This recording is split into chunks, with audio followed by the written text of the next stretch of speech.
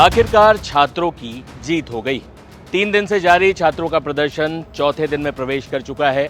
UP की राजधानी लखनऊ हो या प्रयागराज, छात्रों के नारों से लगातार गूंज रहा था। विरोध कर रहे छात्रों और पुलिस के बीच टकराव की लगातार खबरें आ रही थी, लेकिन छात्र टस से मस होने को तैयार नहीं थे। बैठकों का दौर जारी था, लेकिन अंतिम समझौते तक स्थिति नहीं पहुंच पा रही थी। इस बीच सियासत भी तेज हो गई। अखिलेश यादव सहित तमाम नेता सरकार पर हमलावर हैं। लेकिन एक बड़ी खबर और निर्णायक खबर आ रही है, जिसमें छात्रों की जीत हुई।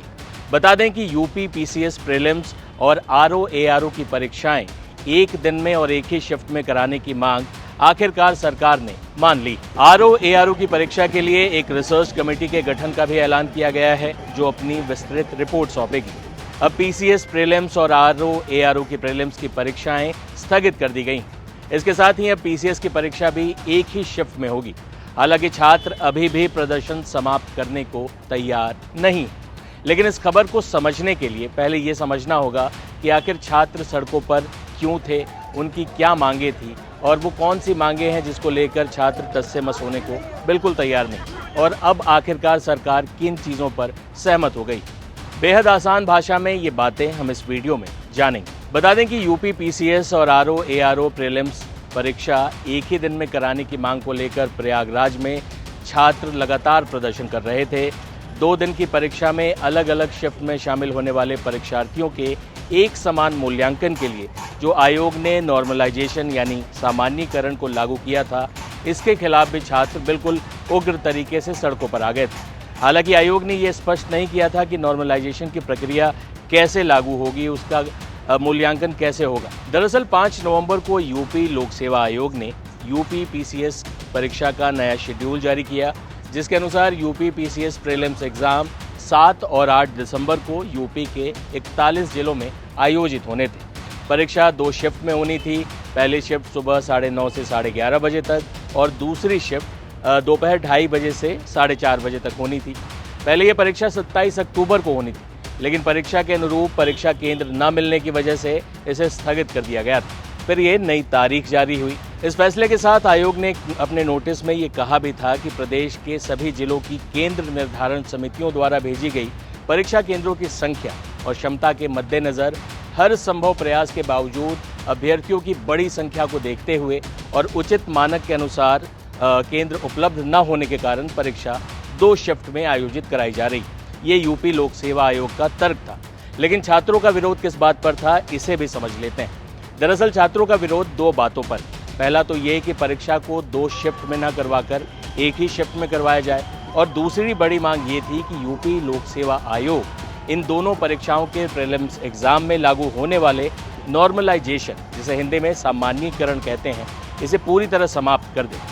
दरअसल जब एक से अधिक शिफ्ट में परीक्षाएं आयोजित होती हैं, तो ऐसी स्थिति में परीक्षा कराने वाली संस्था की ओर से नॉर्मलाइजेशन कराकर सभी अभ्यर्थियों के अंकों को सामान्य कर दिया जाता है। क्योंकि कई बार ऐसा होता है कि पहले शिफ्ट में प्रश्न पत्र सामान्य आ जाते हैं। ऐसे में पहली पाली की परीक्षा में बैठे छात्र ज़्यादा प्रश्न हल कर लेते हैं, लेकिन दूसरे शिफ्ट की परीक्षा में कई बार मुश्किल प्रश्न पत्र आ जाता है।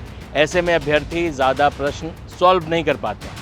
ऐसे में जितनी भी शिफ्ट में परीक्षाएं हुई होती हैं, सभी शिफ्ट्स के आधार पर एक एवरेज निकाला जाता है और फिर नॉर्मलाइजेशन किया जाता है। इसको एक उदाहरण से समझते हैं। जैसे 7 और 8 दिसंबर को यूपी पीसीएस की प्रीलिम्स परीक्षा आयोजित होनी थी लोक सेवा आयोग के शेड्यूल के अनुसार। अब मान लीजिए कि 7 तारीख को ये परीक्षा आयोजित होती और ये परीक्षा जो पहली पाली में छात्र दे रहे हैं, उनका औसत 150 में से 110 नंबर आया, जबकि 8 दिसंबर को हुई परीक्षा में अभ्यर्थियों का औसत नंबर 100 ही रह गया। ऐसे में आयोग प्रश्न पत्र के कठिन और सामान्य का निर्धारण अभ्यर्थियों के औसत नंबर के आधार पर करता है। ऐसे में क्या होगा कि दोनों दिनों की परीक्षा के आधार पर सभी छात्रों का नंबर नॉर्मलाइज करके 105 के आसपास कर दिया जाएगा। इसका नतीजा ये होगा कि जहां दूसरे दिन परीक्षा देने वाले अभ्यर्थियों का कुछ नंबर बढ़ जाएगा, जबकि पहले दिन परीक्षा देने वाले अभ्यर्थियों का कुछ नंबर घट जाएगा। यही वो विवाद की जड़ है जिस पर छात्रों का पुरजोर विरोध है। बता दें कि एक से अधिक शिफ्ट में परीक्षा आयोजित करने वाली संस्था अभ्यर्थियों का नंबर औसत करने के लिए, उसको नॉर्मलाइज करने के लिए सामान्यीकरण करती है और ये कई परीक्षाओं में है। एसएससी में, पुलिस भर्ती में, रेलवे बोर्ड की परीक्षाओं में, एनटीए में, कई परीक्षाओं में नॉर्मलाइजेशन का यही नियम लागू किया जाता है। हालांकि यूपी लोक सेवा आयोग ने नॉर्मलाइजेशन के लिए अपने पैरामीटर्स का खुलासा नहीं किया था, लेकिन सामान्यतः गणित यही रहता है जो अभी अभी हमने समझा। अब विरोध प्रदर्शन कर रहे छात्रों की जुबानी आपको ये समझाते हैं कि उनकी मांगे दरअसल क्या थी। ये पूर्णतया हमें लॉलीपॉप दिया जा रहा है। ये हमारे डिवाइड एंड रूल जो अंग्रेज खेलते थे वही खेला जा रहा है, ब्रिटिश का रूल, डिवाइड एंड रूल, ताकि यहाँ से पीसीएस वाले चले जाएं, आरओ वाले फंस जाएं। लेकिन फौरी तौर पे तो राहत है कि परीक्षा स्थगित कर दी गई है, आयोग का गठन किया गया है, एक मौका सरकार कर दीजिए। इन्होंने बोला कि समिति बनाई गई है। किस बात की समिति? ये समिति पहले क्यों नहीं बनाई गई थी? अभी आज किस बात की समिति? एक मिनट बोलने दीजिए। लीक होने की समिति, तो जब लीक होने की आप समिति बना रहे हो तो आपने आप एग्जाम कैसे करा रहे थे बिना समिति बनाए? आज क्यों समिति बना रहे हो? समिति नहीं बना रहे और इन्होंने नोटिस करा कि स्थगित करी गई है। ये बोलेंगे हम 4 साल तक कराएंगे नहीं, इनकी सरकार चली जाएगी। बोले कोई मतलब नहीं है, हम नहीं कराएंगे। हम क्या करेंगे बताइए? कि आप लोग का आंदोलन जारी रहेगा। वो पहले आज भी नहीं कराएंगे। भाइयों, आप सबसे निवेदन है, जितने भी पीसीएस वाले वो सब आरओ देते हैं, कोई नहीं जाएगा जब तक ये आरओ का पूरा क्लियर नहीं करते। ये बोलते नहीं है कि नोटिस एकदम लिखित में नहीं देंगे तब तक कोई नहीं जाएगा। जब तक वो लिखित में नहीं देंगे तो कोई नहीं जाएगा। आरओ और पीसीएस के छात्र सेम ही है। जो आरओ तैयारी करता है वो पीसीएस तैयारी कर रहा है। और जो कह रहे हैं कि आरओ के लिए कमेटी बना रहे हैं, जब आप नोटिस निकाल रहे थे तो आरओ को 3 शिफ्ट में परीक्षा कराने की नोटिस जारी की है पीसीएस के साथ में। तो पीसीएस के साथ में उसको भी आप एक ही समय में परीक्षा कराने की नोटिस जारी करते, बात खत्म, सारा बवाला खत्म हो जाएगा। लेकिन सरकार की मंशा है। आयोग का ये फैसला बेहद ही भेदभावपूर्ण है। जब आप पीसीएस को एक सीट में कराने का फैसला ले चुके हैं तो उसी पैटर्न पे आप आयोग का ही एग्जाम आरओ क्यों नहीं एक सीट में करा रहे हैं? और दूसरी बात, भारत में 28 राज्य हैं, किसी भी राज्य में नॉर्मलाइजेशन नहीं होता आयोग के एग्जाम में, तो आप यहाँ क्यों कर रहे हैं? और तीसरी बात है सर कि पिछली बार इन्होंने आश्वासन दिया था लेकिन नोटिस किया कि सरकार को एक मौका दे सकते हैं। परीक्षा पोस्टपोन कर दी गई है, उसके लिए कमेटी बना दी गई है। कमेटी ये तय करेगी कि अब कैसे इस परीक्षा को आगे कराया जाए। क्या लगता है सरकार के आयोग? सर पिछले 10 दिनों से यही हो रहा है। 4 दिन से आंदोलन चल रहा है।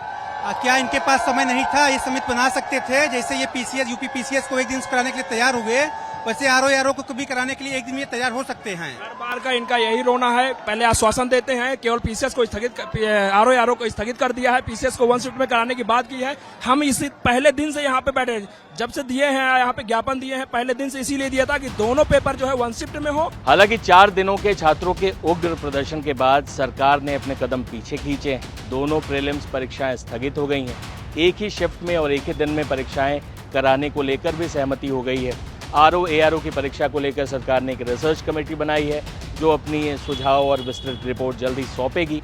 लेकिन छात्र अभी भी प्रदर्शन पर जमे हुए हैं, प्रदर्शन स्थल से हिलने को तैयार नहीं है। पहली तो उनकी मांग है कि ये सारी चीज़ें जो सरकार कह रही है हमें लिखित में दे, हमें जुबानी आश्वासन पर भरोसा नहीं।